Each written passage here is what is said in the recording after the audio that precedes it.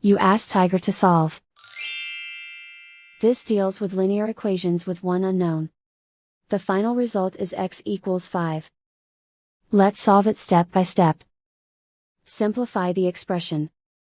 Expand the parentheses. Simplify the arithmetic.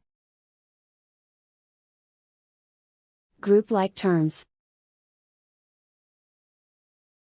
Multiply the coefficients. Swap sides.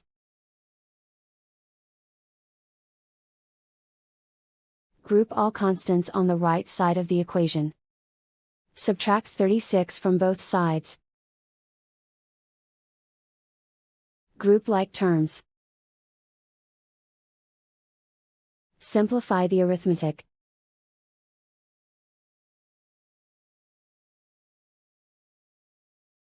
Isolate the x. Divide both sides by -4. Cancel out the negatives. Simplify the fraction. Cancel out the negatives. Find the greatest common factor of the numerator and denominator. Factor out and cancel the greatest common factor. And so the final result is x equals 5.